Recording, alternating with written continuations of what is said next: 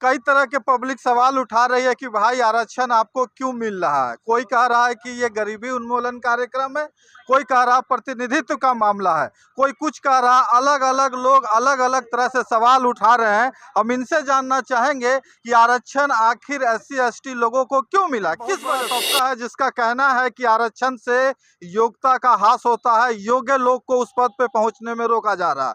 क्या आपका कहना है, क्या योग्यता को रोका जा रहा है आरक्षण से? जो योग्य व्यक्ति है उस पद पे नहीं पहुंच पा रहे आरक्षण के वजह से। वो आरोप लगा रहे हैं कुछ स्वार्थी लोग जो हैं सुप्रीम कोर्ट का निर्णय का विरोध कर रहे हैं, कुछ स्वार्थी लोग। जो लोग कह रहे हैं कि जो लोग वर्गीकरण का विरोध एक अपने पुत्र को दे दिए, एक अपनी समधिन को दे दिए, तब समाज याद नहीं आया। और आप अपने समाज के जिसको आदर्श महापुरुष मानते हैं, दशरथ मांझी जी, जिनको पूरा देश जो है श्रद्धा से नमन करता है, आप उनके आपको नाम कर देना पड़ा। तो वो जो बोलते हैं वो सिर्फ अपना पेट भरने के लिए बोलते हैं। वैसे लोग कहीं समाज के बारे में आप देख रहे हैं बेनिफिट टीवी। मैं रविंद्र कुमार, आप देखना शुरू कर चुके हैं बेनिफिट टीवी न्यूज। हम जनता की आवाज लगातार उठाते रहते हैं, जनता की समस्या लगातार आप तक पहुंचाते रहते हैं। आज शहीद दिवस है और शहीद दिवस के उपलक्ष्य में सतमूर्ति के पास आए हुए हैं शिव कुमार मांझी। आइए उनसे जानना चाहेंगे कि यहाँ आने का क्या कारण है और क्या इस जगह का महत्व है। देखिए, आज शहीद दिवस है और शहीद दिवस पर जो है संपूर्ण राष्ट्र आज अपने स्वतंत्रता की आज़ादी में जिन शहीदों ने अपने प्राण गंवा करके हमें पूरे देशवासियों को गुलामी की कालिख को हटा करके आज़ाद भारत का, आज़ाद देश का नागरिक होने का गौरव प्राप्त कराया, आज उनको नमन करने का दिन है। और आज यहाँ पटना के सचिवालय के सामने जो 1942 में हमारे स्वतंत्रता सेनानी तिरंगा फहराते हुए दुश्मन की गोली के शिकार हो गए थे, आज उन्हें सारे लोग नमन करते हैं। अखिल भारतीय चौहरमल मोर्चा के तरफ से भी आज आप अपने वीर शहीदों को नमन करने का कार्यक्रम था। उसी कार्यक्रम में हम लोग अपनी पुष्पांजलि शहीदों के नाम अर्पित किया है। जिस तरह शहीद दिवस के उपलक्ष्य में जिस तरह याद कर रहे हैं और देश की आज़ादी में तमाम लोगों ने अपनी कुर्बानियां दी, आज़ादी मिली, आज़ादी मिलने के बाद 70-75 साल के बाद भी आज भी अनुसूचित जाति, अनुसूचित जनजाति अपने अधिकार के लिए ललायित हैं, अपने अधिकार का हनन होते देख रहे हैं, कुछ कर नहीं पा रहे। ऐसा क्यों है सर इस देश, आज़ादी के देश में? यह बात जो आप कह रहे हैं, निश्चित रूप से यह बहुत बड़ी चिंता की बात है। और ऐसे सपने डॉक्टर अंबेडकर, महात्मा गांधी और हमारे शहीद नहीं देखे होंगे कि आज़ाद हो जाने के बाद इस देश के नागरिकों को इस देश में ही भेदभाव का शिकार होना पड़ेगा, हीन भावना का शिकार होना पड़ेगा, अपने मूलभूत सुविधाओं और अधिकारों से वंचित होना पड़ेगा। यह चिंता की बात है। और आज ये सही बात है कि आज जो SC ST OBC के लोग हैं, जो भारत का संविधान उन्हें विशेष अवसर प्रदान करता है, वह अवसर उन्हें नहीं मिल रहा है। और उल्टे तरह तरह के निर्णयों से सरकारों के और न्यायालयों के भी कभी कभी अटपटे निर्णय आने से उनके अधिकार और जो है छीनते जा रहे हैं, विसंगतियां पैदा होती जा रही है, वो परेशानी में पड़ते जा रहे हैं। आरक्षण का मामला एक बार फिर तूल पकड़ लिया सर। 21 तारीख को लोग, कई संगठनों ने बंद का आह्वान किया है, आपकी इसमें क्या राय?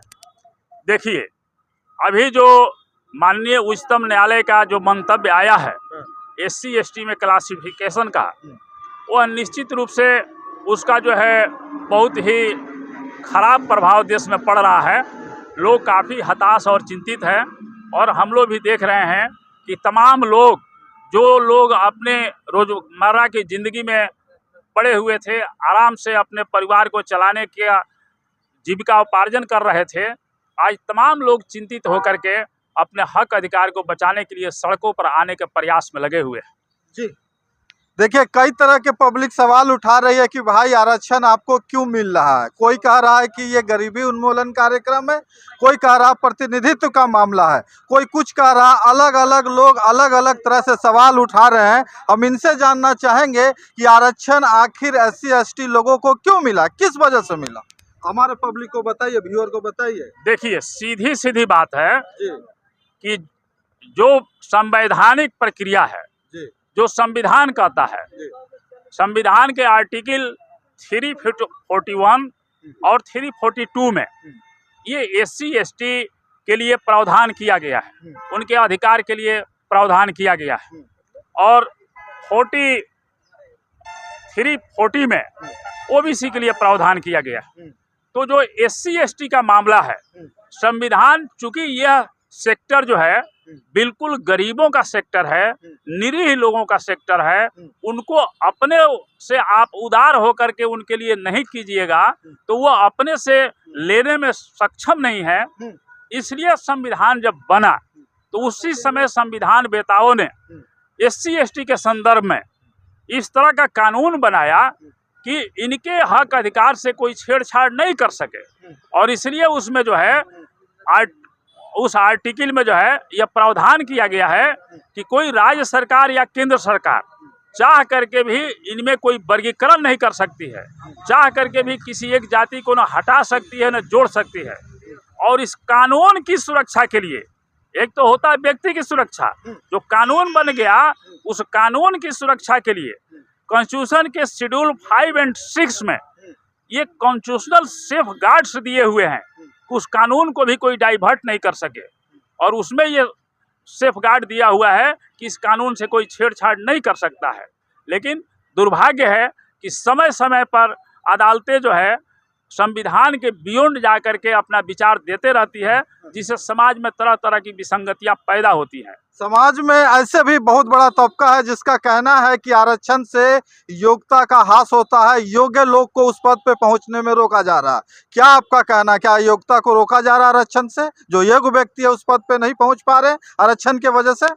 देखिए, इस तरह कहना, इससे बड़ी बेईमानी कोई नहीं हो सकती है।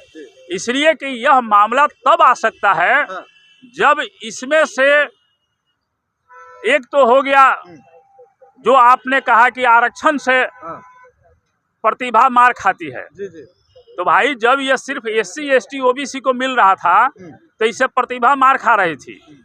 EWS के तहत जब सामान्य वर्ग के लोगों को भी दे दिया गया तब ये बासमती चावल हो गया, तब इसे प्रतिभा नहीं मार खा रही है।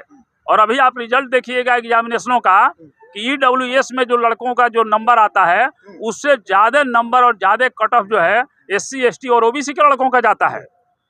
और तब आप EWS को गलत नहीं कहे। और EWS के तहत जो 10% आरक्षण दिया गया तो कोई उसका विरोध नहीं किया, SC/ST के OBC के लोग भी उसका समर्थन किए। तो भाई, सही दिल से बोलिए ना कि अगर EWS के लिए सही है तो SC/ST OBC के लिए दिया जा रहा है तभी सही है। बिहार का बड़ा चेहरा है, वो आरोप लगा रहे कुछ स्वार्थी लोग जो हैं सुप्रीम कोर्ट का निर्णय का विरोध कर रहे हैं। कुछ स्वार्थी लोग जो लोग कह रहे हैं कि जो लोग वर्गीकरण का विरोध कर रहे हैं वैसे लोग स्वार्थी लोग हैं, तो वो कहने वाले जो व्यक्ति हैं उनसे बड़ा इस देश में कोई स्वार्थी दूसरा नहीं है।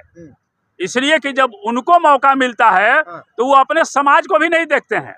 विधानसभा में 4 टिकट मिला तो एक माल वाला पार्टी को दे दिए, एक अपने ले लिए, एक अपने पुत्र को दे दिए, एक अपनी समधिन को दे दिए, तब समाज याद नहीं आया।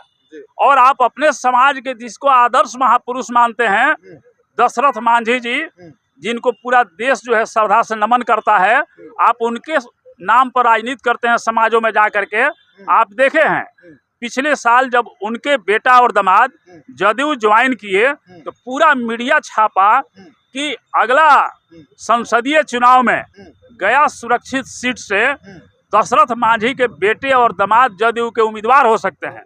लेकिन जब आप इस गठबंधन में आ गए तो आप अपने आदर्श पुरुष के घर परिजनों के लिए भी त्याग नहीं किए, आप अपने खड़ा हो गए, आप अपने जिद करने लगे और गठबंधन को आपको टिकट देना पड़ा। तो वो जो बोलते हैं वो सिर्फ अपना पेट भरने के लिए बोलते हैं, वैसे लोग कहीं समाज के बारे में कभी सोच ही नहीं सकते हैं। बहुत बहुत धन्यवाद मांझी जी। हम आगे बात करेंगे, लगातार हमारी चर्चा जारी रहेगी सुप्रीम कोर्ट के आरक्षण के सिलसिले में, या देश में किसी भी तरह का अन्याय किसी भी लोग के साथ हो तो हमारा चैनल आपके साथ खड़े हैं, जनता की आवाज़। आप देख रहे हैं बेनिफिट टीवी।